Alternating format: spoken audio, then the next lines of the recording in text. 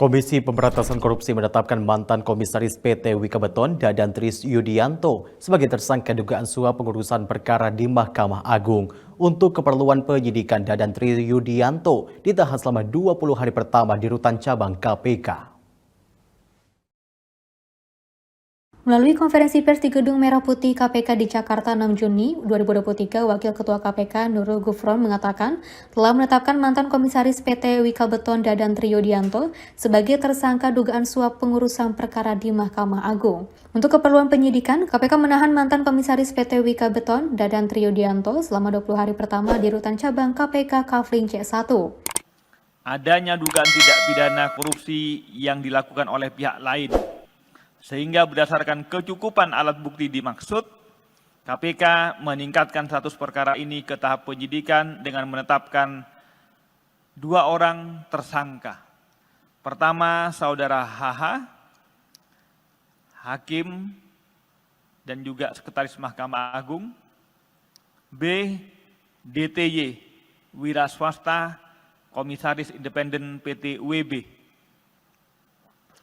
Untuk keperluan penyidikan, tim penyidik melakukan penahanan di rutan selama 20 hari pertama terhadap tersangka Saudara DTY.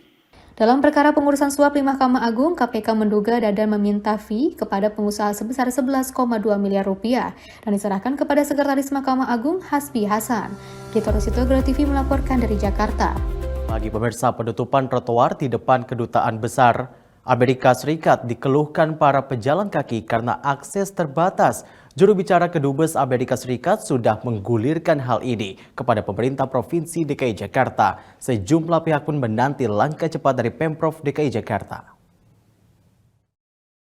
Penutupan trotoar di depan Kedutaan Besar Amerika Serikat ini sudah ditutup sejak 2013 lalu. Namun, penutupan ini kembali disorot setelah banyak warga mengeluh tak bisa berjalan di trotoar. Merespon keluhan tersebut, rencana pembukaan akses fasilitas pejalan kaki ini digulirkan kepada pihak terkait, yakni pemerintah Provinsi DKI Jakarta. Sekretaris Komisi D DPRD DKI Jakarta fraksi Gerindra Syarif mengatakan, Pemprov baru akan menjadwalkan diskusi tersebut pada pekan depan. Ia juga menyampaikan pendapatnya terkait polemik tersebut, apakah berkaitan dengan pengamanan di Kedutaan Besar Amerika Serikat. Tapi secara normatif bahwa setiap kedutaan besar itu punya pengamanan yang super ketat, tinggi.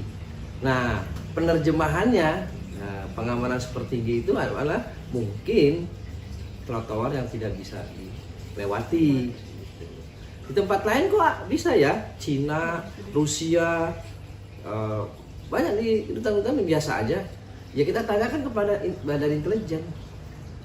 Kita nggak tahu kan, mungkin pihak Pemprov, Bina Marga, dan Kemenlu sudah berembuk, ya kan, bahwa ini ada sesuatu yang harus menjadi atensi sehingga trotoar itu tidak digunakan. Kita nggak tahu, tapi secara normatif memang harus seperti itu, bahwa pengamanan itu harus dijamin. Lebih lanjut, Syarif memberikan beberapa ide alternatif agar masyarakat dapat tetap melewati jalan dengan aman. Bisa melewati.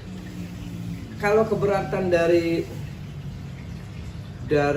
koalisi pejalan kaki itu kan, pejalan kaki itu nggak boleh di apa namanya, tanda petik diusir berjalan di bahu jalan katanya.